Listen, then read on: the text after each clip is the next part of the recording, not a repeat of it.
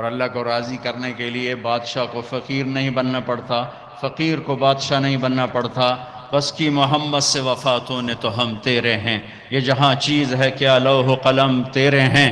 3 بر اعظم کی حکومت ہے عمر بن عبدالعزیز کی، عمر بن عبدالعزیز 3 بر اعظم پر حکمران، یہ کراچی بھی ان کی حکومت کا حصہ ہے۔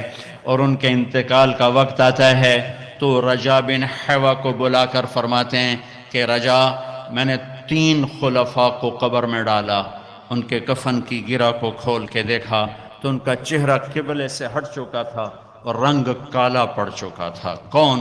عبد الملک ابن مروان سگا چچا، ولید بن عبد الملک چچا زاد بھائی اور عبد الملک کا بیٹا، سلیمان بن عبد الملک کا بیٹا اور چچا زاد بھائی۔ سلیمان کی ڈیڈ باڈی جب قبر کے قریب کی گئی تو ہلنے لگا، ایسے سے ہلنے لگا، تو ان کے بچوں نے کہا ہمارے باپ زندہ ہیں، موت نہیں تھی، سکتہ تھا۔ تو عمر بن عبدالعزیز نے فرمایا بھتیجو، زندگی نہیں ہے، بل عجل اللہ بالعقوبہ، عذاب قبر جلدی شروع ہو گیا، جلدی اپنے باپ کو چھپاؤ، جلدی اپنے باپ کو چھپاؤ۔ تینوں کے چہرے قبلے سے ہٹے، رنگ سیاہ۔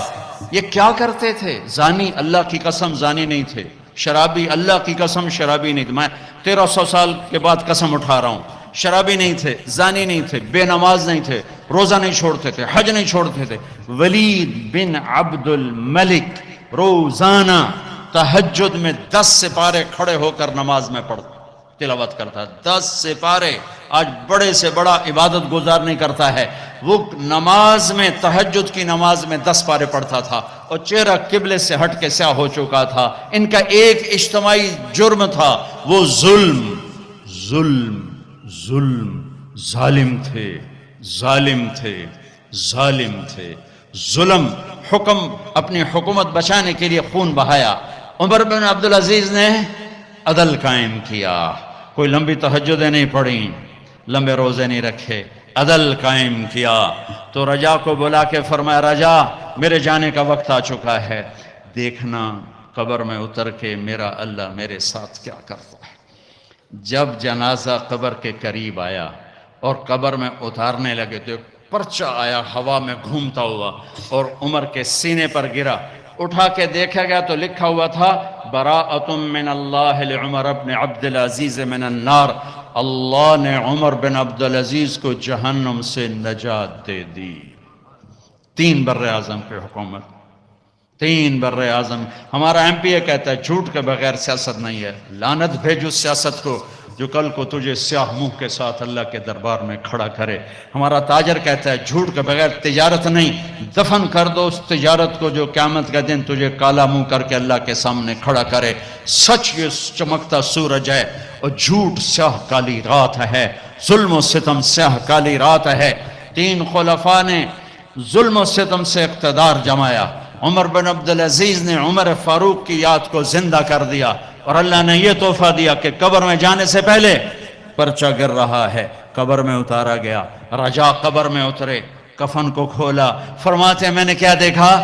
میں نے یوں دیکھا جیسے 14ویں کا چاند قبر میں اتر آیا ہو، چہرہ قبلے کی طرف، چاند جیسا چمکتا چہرہ۔ حکومت کیسے کی؟ عید کا موقع آیا، 12 بچے تھے، ماں سے آ کر کہنے لگے ماں جی عید قریب ہے، ابا سے کہو کپڑے تو لے کر دیں۔ 3 بر اعظم پہ حکومت ہے۔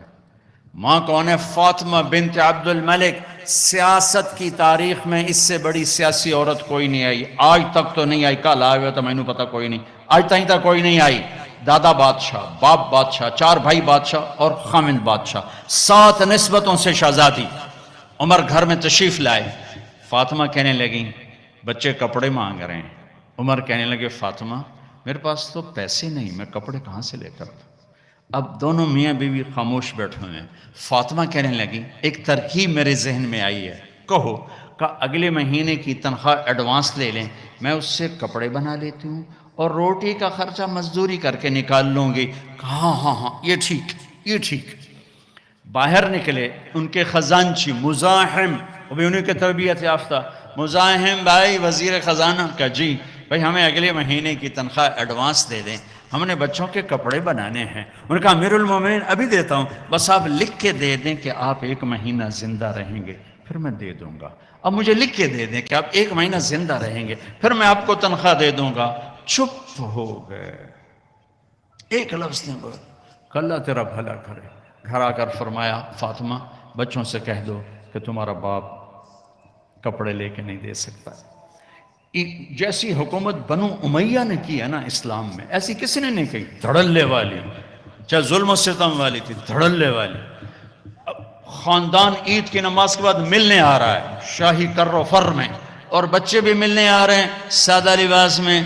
تو عمر کہنے لگے بچوں آج تمہیں افسوس تو ہوگا کہ ہمارا باپ کپڑے بھی لے کے نہ دے سکا. ان کے ایک بیٹے تھے عبد الملک, یہ باپ سے بھی 2 قدم آگے تھے. کہنے لگے ابا جان آج ہمارا سر بلند ہے کہ ہمارے باپ نے خیانت نہیں کی, خیانت نہیں کی.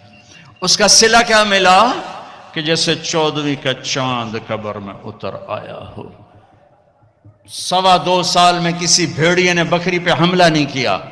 ایک چرواہے کی بکری کو بھیڑیے نے اٹھایا, چرواہا رونے بیٹھ گیا. ساتھی نے کہا رونے کی کیا بات ہے, یہ تو ہوتا ہی رہتا ہے. کہ بکری پہ نہیں روئے, میں عمر بن عبدالعزیز پہ رویا ہوں, مجھے لگتا ہے وہ آج مر گیا ہے. کہ وہ کیسے, کہ جب سے خلیفہ بنا ہے کسی بھیڑیے نے میری بکری پہ ہاتھ نہیں ڈالا. آج جو یہ بھیڑیا آیا ہے تو مجھے لگتا ہے عمر چلا گیا.